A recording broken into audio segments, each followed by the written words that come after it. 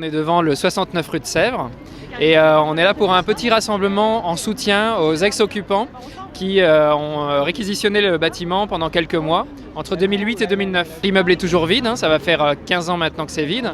Et surtout, les ex-occupants sont toujours poursuivis par la propriétaire qui leur réclame plus de 250 000 €.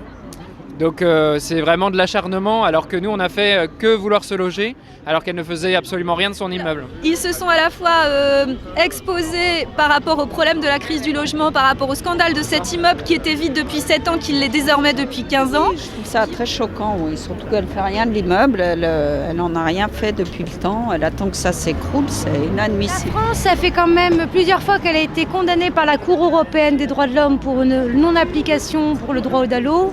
Maintenant, il y a une question d'urgence et lorsqu'on voit que quand même un immeuble qui est vide depuis 15 ans, 250 mètres carrés, c'est le 8e procès pour des jeunes qui ont du mal à se loger, on leur demande 100 000 € d'amende, c'est un scandale. Pour des jeunes qui à l'époque étaient étudiants et précaires, qui ont occupé cet immeuble, qui en ont pris soin, qui ont créé une vie de quartier et qui à l'arrivée 7 ans après se retrouvent toujours assignés par une propriétaire qui ne veut rien entendre. Oui, moi je fais partie de ceux qui ont habité et qui sont condamnés aujourd'hui à payer, alors que voilà, aujourd'hui on a des petits salaires, on n'est plus étudiants. Mais c'est pas pour autant qu'on roule sur l'or, quoi. On fait partie des 8 personnes assignées et des 12 personnes qui ont vécu dans ce bâtiment. Voilà. Donc là, il y a eu la Cour de cassation il n'y a pas très longtemps qui a cassé la décision de la Cour d'appel. Donc on va encore repartir sur un nouveau procès. Et on a très peur que là, on soit condamné à vraiment beaucoup plus d'argent. Pour le moment, c'est autour de 80 000 € auxquels on est condamné. Donc c'est déjà bien plus que ce qu'on peut payer.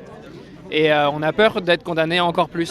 Elle s'acharne 7 ans après qu'ils aient quitté les lieux sur les personnes qui l'ont habité pendant 1 an et demi en demandant des indemnités de plusieurs dizaines de milliers d'euros dans un acharnement judiciaire et procédurier. Tout l'argent qu'elle dépense dans les avocats et les jugements, elle ferait mieux de le dépenser à réhabiliter cet immeuble ou à le vendre ou à le donner à la mairie pour en faire des logements sociaux. C'est un cauchemar. C'est pas, ça fait pas arrêter la vie, mais ça, disons que ça empêche de faire pas mal de trucs au niveau du concret, au niveau du moral. C'est hyper lourd. C'est ça, c'est des saisies sur le compte en banque à tout moment. Là, pour le moment, elle n'a pas encore fait de saisie sur les salaires.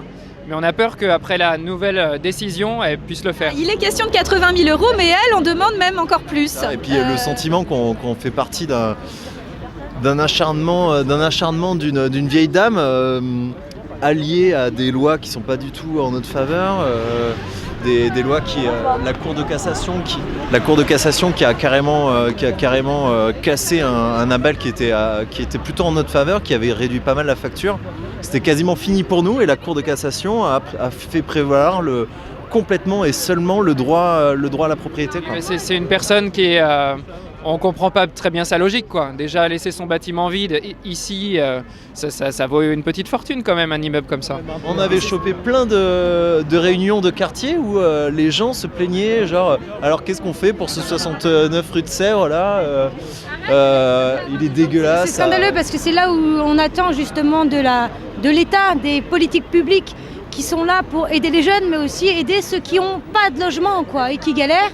Et donc de prendre réellement, avoir du courage politique et de dire à la propriétaire, comme vous n'en faites rien, nous on va se charger de votre immeuble. Parce qu'un immeuble dont on ne fait rien depuis 15 ans, c'est un immeuble qui se dégrade très rapidement. On pourrait supposer que devant un cas tellement aussi évident de logement vide dans Paris, il y a une réquisition qui soit faite automatiquement. Pourquoi pas d'ailleurs installer les gens qui ont été condamnés pour l'avoir occupé en 2008 ?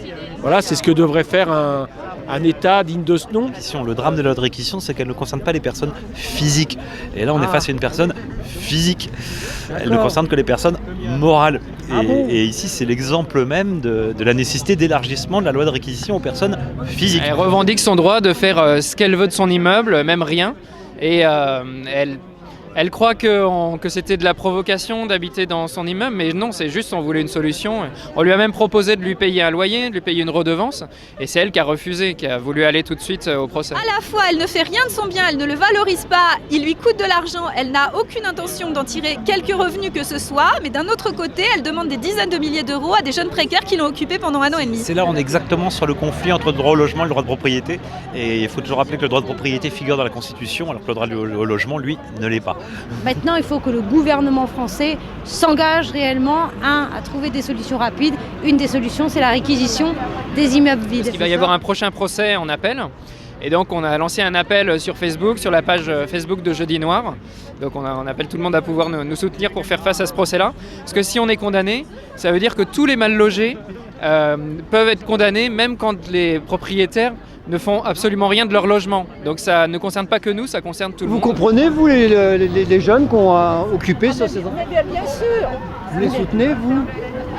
Mais je les soutiens, c'est évident. Bon, mais le problème, c'est que ce sera toujours difficile pour trouver un logement. Je pense que si ces jeunes n'ont rien fait de mal, n'ont pas saccagé, n'ont pas vandalisé les lieux, qu'elle les retire s'ils ne payent pas, ça peut encore se défendre, puisque quand même, quand on loge quelque part, il faut quand même payer un loyer, même aussi petit soit-il.